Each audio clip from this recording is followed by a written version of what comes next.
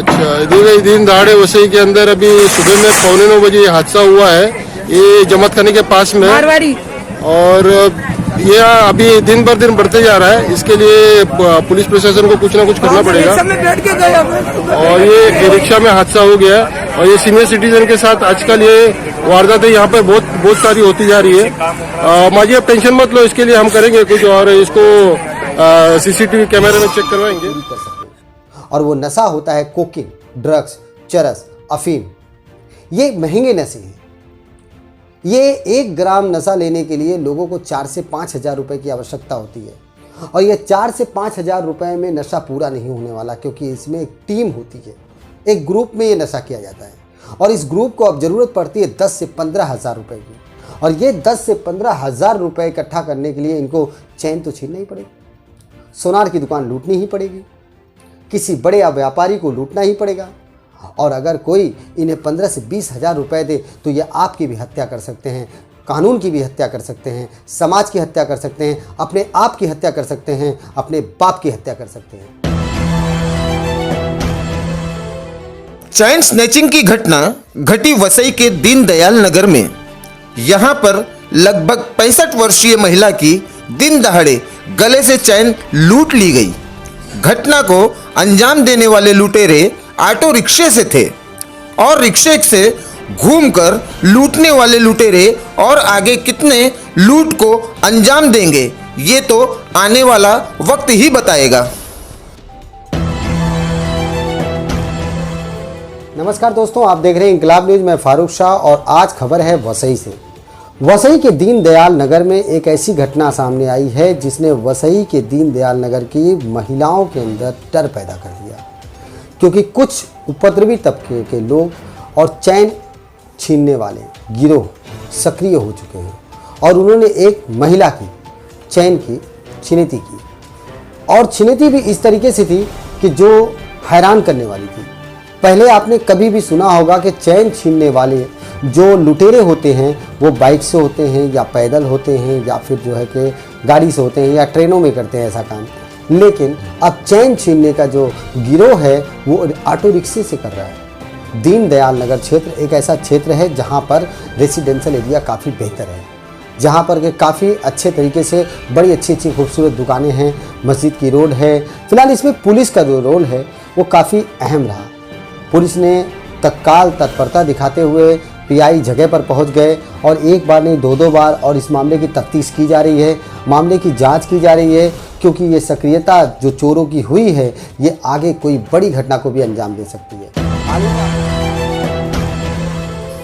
मानते हैं कि इस घटना को लेकर मानिकपुर पुलिस स्टेशन के पीआई साहब चिंतित हो गए हैं और अपराधियों के धरपकड़ में जोरों शोर से लग गए हैं, लेकिन उनको पहले ही इस बात को सोचना चाहिए था और सिर्फ उन्हें ही नहीं पूरे वसई विरार के पुलिस डिपार्टमेंट को सोचना चाहिए था, क्योंकि अब ऐसी घटनाएं रोज होंगी, आए दिन होंगी और ऐसा होना ही है।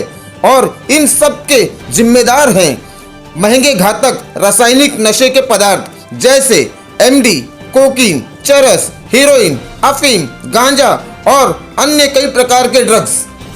आगे हम इन सारे तथ्यों पर गहराई से बताएंगे, लेकिन इससे पहले आप वसई की वारदात की पूरी जानकारी ले लीजिए। एक मिनट, आपको मैं बोले कैमरे में आपके सामने क्या क्या हुआ सुबह में?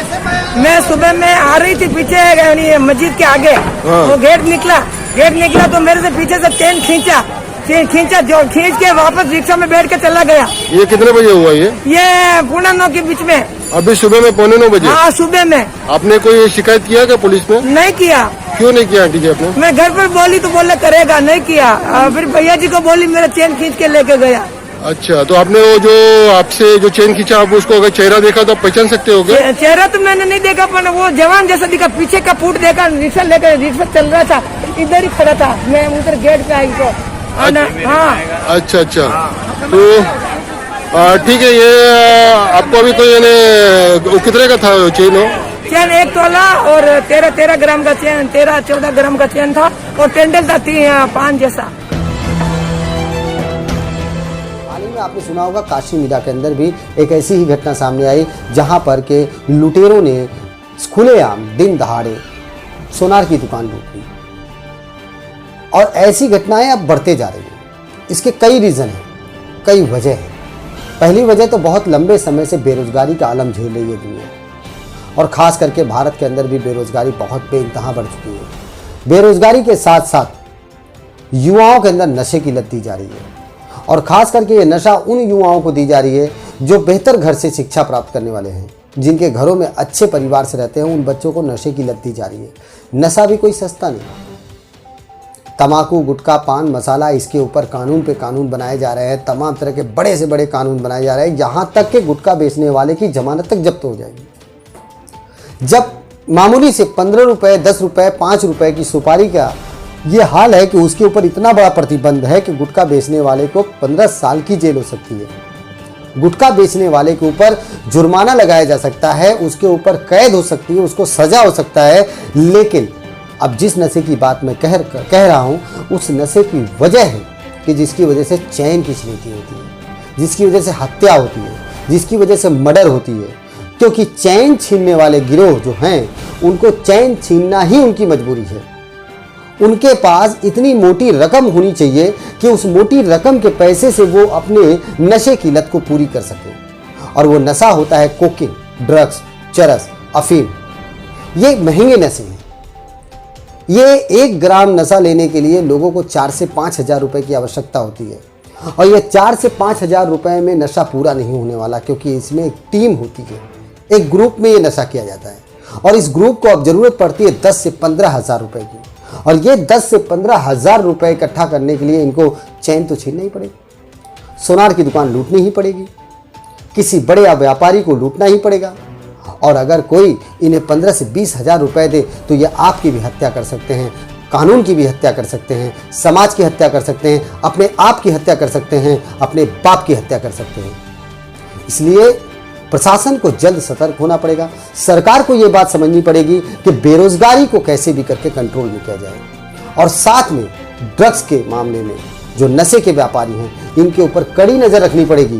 क्योंकि ये जो प्रशासन विभाग है, ये अगर इस बात से अनजान है तो जान ले कि ये लत अगर बढ़ते बढ़ते आपके घर तक पहुंच गया तो आपकी भी हत्या हो सकती है। क्योंकि किसी भी बच्चों को किसी भी हद तक गुजरने पर मजबूर कर देता है ये नशा।